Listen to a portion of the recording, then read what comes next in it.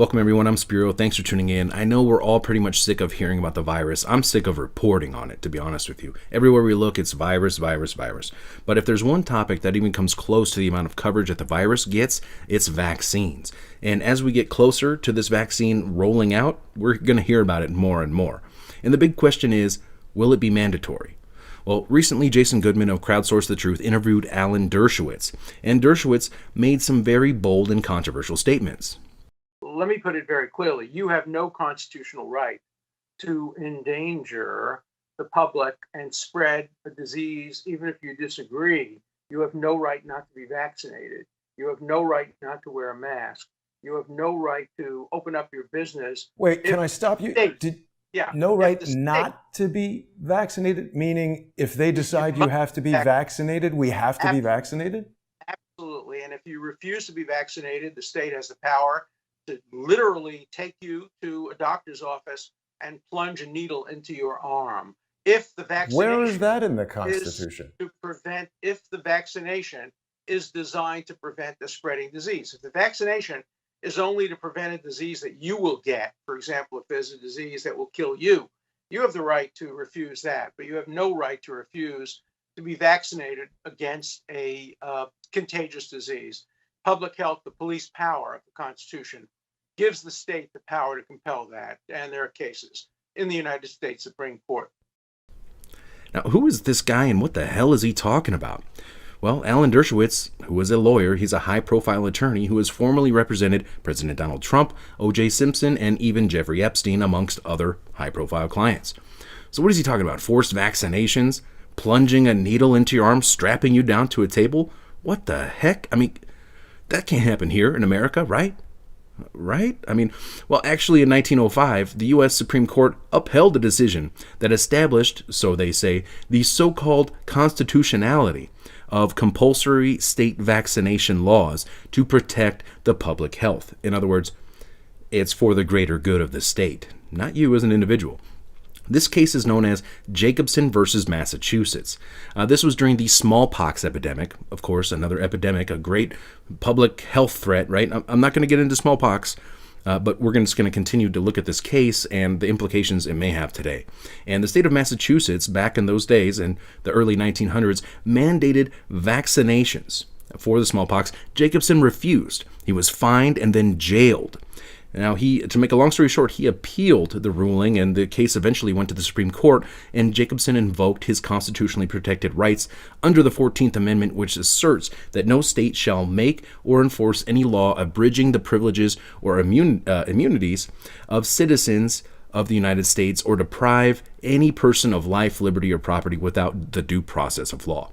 Now, the Supreme Court ultimately ruled in favor of the state and ruled against Jacobson and recognized each state's, quote, police power, which gives the state authority to enact health laws of every description, including quarantine and vaccination laws, to protect public health and the safety of its citizens as a whole, not the individual, because it all is for the greater good of the state. Right? I hope you see where this is going.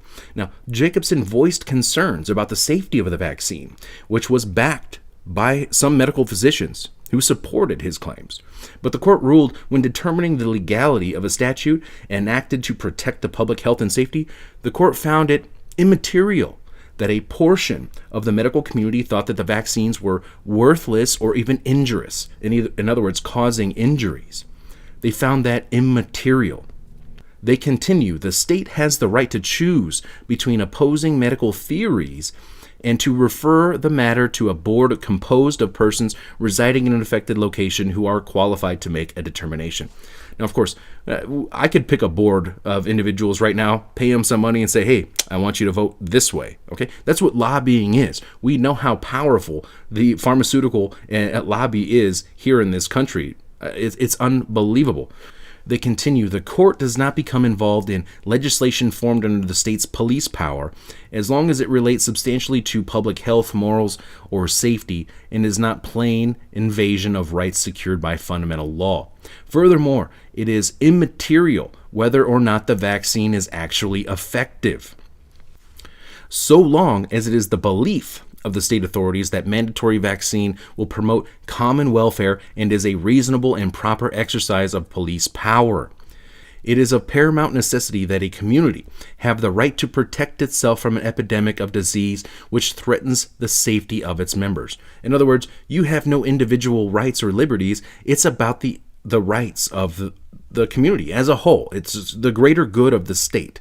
This is a very dangerous, slippery slope. I'm all for everyone else being, happy and good, and but when it comes down to it, it's about the individual. The individual liberties that we have is what makes us stronger and what protects us. Okay, when you start saying it's for the common good, I mean that sounds like freaking communist Russia or China or something like that. Now, this is straight from the American Medical Association's Journal of Ethics, which is quoting from the ruling of Jacobson versus Massachusetts. And this might be a good time to remind everyone that the Rockefeller Foundation essentially created the American Medical Association, or the AMA, and effectively took over the entire medical system of America. Okay, so this is what Dershowitz is referring to. And this is what Bill Gates is referring to when he proclaims that you don't get a choice. You don't get to say no. But that brings us to the argument of, well, hey, you know what? If you get vaccinated, you have the vaccine, then you got nothing to worry about, right? If you have the vaccine, then what does it matter if I have the vaccine or not? Because you should be protected. You already got the vaccine, right? I mean, this kind of challenges the the logic behind these arguments, which do not make sense to me. If you have it and I don't, then why are you worried about me? You're already protected. Now, let's move on. Just today, Dr. Fauci, who is the head of the NIAID, which is the National Institute for Allergy and Infectious Diseases. He's also on the White House Coronavirus Task Force and on the Leadership Council of the Bill and Melinda Gates Foundation's for Decades of Vaccine Initiative, stated that the vaccines may actually make the disease worse. I mean, this has been documented in the past, okay? So there is always that possibility, and even, Fauci himself is admitting this in testimony. So while everyone continues to debate whether or not Trump will mandate the coronavirus vaccine as he readies to deploy the military to distribute this new vaccine, which he stated on record, Trump doesn't have to, essentially. The state legislatures can mandate the vaccine under the legal precedent established by the Supreme Court, right? I mean, that's what Dershowitz is essentially saying and claiming here. Well, let's look into this. That was over 100 years ago. Lots of things have changed in this country over time since this country was established. Like, for example, slavery. Okay, just because it was once legal doesn't make it, ethical or legal by today's standards by any means, by any stretch. And let's not forget that time when Supreme Court Justice Holmes cited Jacobson versus Massachusetts, this Supreme Court decision to uphold mandated vaccines. He cited this to forcefully sterilize Carrie Buck, who was the first person to be sterilized under the state law in Virginia in 1927. Which was a eugenics law, basically, which included sterilizing anyone who was feeble-minded or an imbecile or even epileptic. Now, I mean, who decides who is an imbecile, right? I mean, who decides? Who gets to say who was sterilized, who is an imbecile, who is a moron? Well, the eugenicists do. At least that's what they want. And there was a time in this country back in those days, especially before World War II, where the eugenics movement was established here in this country. They even had an office of eugenics, okay? And the same people who are pulling the strings and running the show and setting up these United Nations groups are the same people who are essentially running the show today, okay? These are eugenicists. Bill Gates is on record wanting to lower the population. His father was on the board of Planned Parenthood, which is a front for eugenics, basically. Population control is what it boils down to.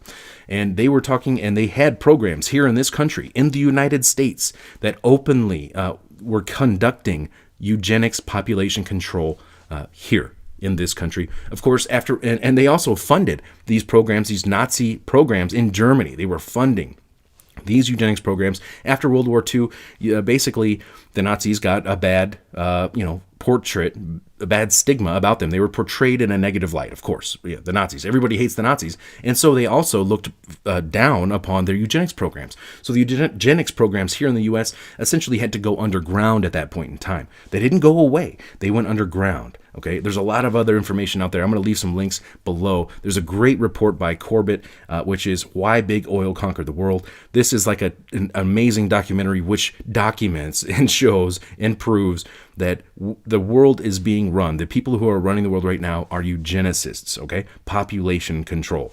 Anyways, back onto this story. The Supreme Court upheld the decision in Buck versus Bell. Basically to forcibly sterilize this woman. They validated sterilizing this woman, and this caused these programs to spread throughout the country. Eugenics programs. Now, according to the NIH website, National Institute of Health website, they go on to question the constitutionality of these forcible, mandated compulsory vaccine laws. They state, given the changes in constitutional law, public health, and government regulation, what kinds of public health laws that may address contagious diseases might be constitutionally permissible today? A law that authorizes mandatory vaccination during an epidemic of lethal disease with refusal punishable by monetary penalty, like the one at issue in Jacobson versus Massachusetts, would undoubtedly be found constitutional under the low constitutional test of rationality review. However, the vaccine would have to be approved by the FDA as safe and effective. Of course, the FDA is corrupt. And the law would have to require exemptions for those who have contradictions to the vaccine, which undoubtedly they will make extremely difficult. And they will probably try to limit your interaction in society, whether it's traveling, going to work, or even going to the store. Who knows? They're going to try to make it very, very difficult for you not to get this, in my opinion. Okay, we see where their agenda is going. Now, they continue. The legitimacy of compulsory vaccination programs depends on both scientific factors and constitutional limits. Scientific factors include the prevalence, incidence, and severity of the contagious disease, the mode of transmission, the safety and effectiveness of any vaccine in preventing transmission, and the nature of any available treatment. Constitutional limits include protecting against unjustified bodily intrusion, such as forcible vaccination of individuals at risk for adverse reactions, and physical restraints and unreasonable penalties for refusal. So they're going to make it extremely difficult for you to be able to prove, basically, that this vaccine is going to undoubtedly cause you harm. It's sort of like trying to prove that the vaccine manufacturers are undoubtedly trying to intentionally injure you with their vaccinations, even though they are filled and loaded with lots of toxic ingredients. Now, there's one other part here that's extremely interesting. It says, protecting the country against a terrorist introduction of smallpox would fall within federal jurisdiction over national security. And I want you to remember, just a couple weeks ago, I did the report where Bill Gates was asked, basically, hey, we didn't listen to you before when you were warning of a pandemic, and now here we are. So what should we be listening to you for now? Like, what's coming next? And he warned of a bio-terror attack. He warned of terrorists conducting a bio-warfare attack, okay? And that right there would then remove the power from the legislatures at the state level and give it to the federal government, in the form of national security. So I'm not saying that's going to happen. I'm just reporting on what Bill Gates said, what the media is alluding to in their recent reports. I'll leave a link to that report below. It's very interesting, to say the least.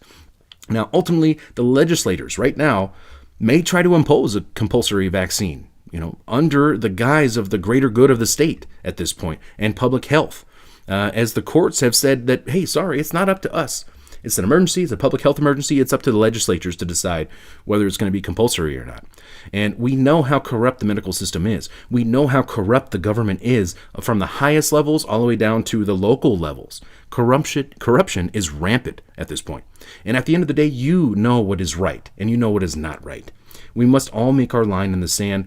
Stay tuned for more. I'm Spiro. Be sure to follow me on BitChute, because this YouTube channel will likely not be around for too much longer. They've already been taking down a couple of my vaccine-related my vaccine-related content.